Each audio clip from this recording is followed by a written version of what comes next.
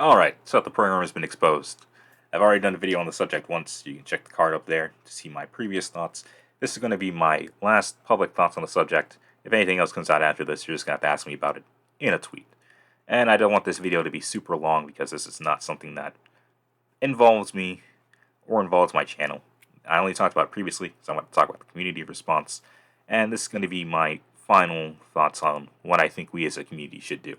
And that is you, as an individual watching this video right now, you're either going to need to take the time to personally watch each and every video, cross-reference the evidence for and against him, and then come to your own conclusion about whether or not you think he's guilty. Or you're going to need to do, as a lot of people already have, and decide based off how you personally feel about him. You, as someone watching this video, potentially as a hater of SethTheProgrammer, you've already decided you hate this guy, and so you're going to run with the allegations against him. Or you, as a SethTheProgrammer fan who came to this video to defend him, are going to decide to say that Seth is 100% innocent, and that these are all just haters coming to get him. Or you can be someone who is attempting, as I laid out with the original example, to at least err on the side of rationality, and you're going to come to your own conclusion. And unfortunately, you're going to find that because this is the internet, and people can say or do almost anything, that a lot of the things against him are fake to an extent.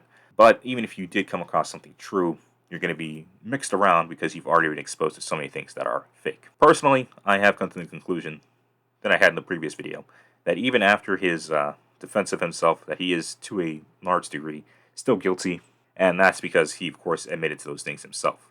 And he has not completely walked back everything that he's admitted to. So if you think him making those remarks to that girl are inappropriate, then yeah, he's guilty of that. If you think that's enough to make him a pedophile, that's personally up to you.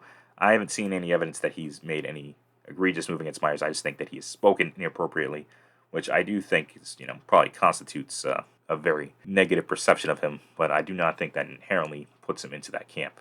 Usually, I do think that there is enough evidence that in regards to the Patreon, he has acted, again, inappropriately. But I do also think that there is evidence now, at least from him, that he is attempting to make it right. I do think that he's treated his friends poorly, as he's admitted to that himself. And I do think that some of them do have other motivations for going against him, but I don't think that's the large majority of them. I don't think that small stuff that he did, like using the N-word, which to me, as a black guy, I say it all the time, nigga, nigga, nigga. There, I just said it 3 times. I don't really care if he uses it. But there are a lot of people that feel very strongly about that. So if you think the fact that he used it is a hard negative against him, he used it. So go ahead and stop following him because of that. I do think that the community response is still lacking in a large degree.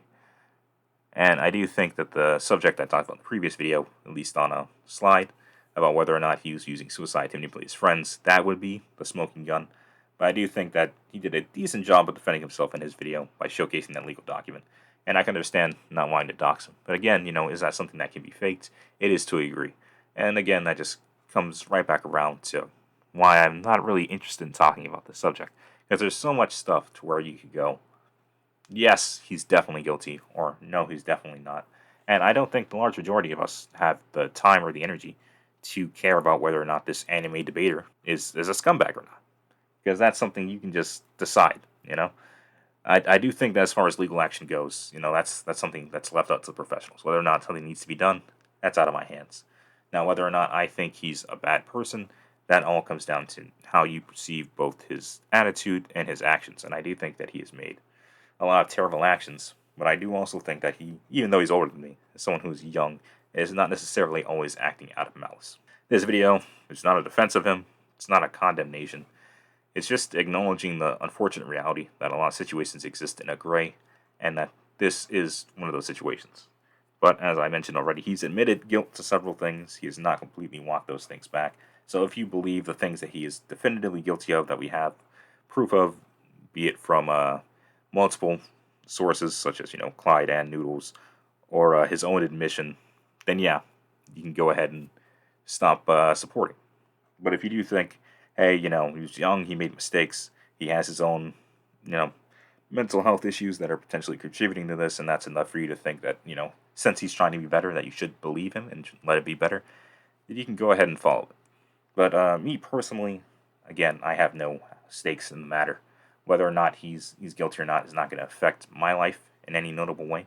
It does affect the community to an extent, But I do believe that the exposed videos, at least from my perception, the point of them was to prevent him from continuing to do what they perceived to be shady behavior in the background. And he has admitted that he was, not doing the most appropriate things in those circumstances. And with people now aware of the potential for him to be capable of great malice, I do think that there will be acting differently around him, and I do think that that's the most important thing going forward, to see whether or not he can hold himself to the standard he's claiming to have set for himself. And for all the people who have walked away from him, I think, that's completely up to them, and they've made that decision. And whether or not you want to follow in that decision, I think there's plenty of evidence to say that you should, and I also think that there's a fair bit of evidence to say that you shouldn't. But this is going to be the last time the Supreme Deal talks about it. Victory's opinion has not changed. He's still firmly in the negative about him. I am, again, as I mentioned in the last video when I talked about my bias, pretty neutral, but I do think he's guilty about things, and it's not like, I followed him to begin with, so nothing about what I'm doing has changed. And this is going to be the last time I talk about the subject. If anything else happens, or you want to hear my thoughts about that, you're going to have to follow me on Twitter. But I'm not going to let this video run into 7 minutes, so I appreciate your time. Sorry about speaking kind of fast. I have a lot of things to do today, and I just want to get this out there. So, as promised, my last reaction would be on the record. So, if you're going to go ahead and follow me, do your thing. If you're not, you're not. Go ahead and leave your comment down below. Tell me what you're going to do. Because I think it is, at the end of the day, just up to you. And unfortunately, to a degree, you're going to have to do your own due diligence.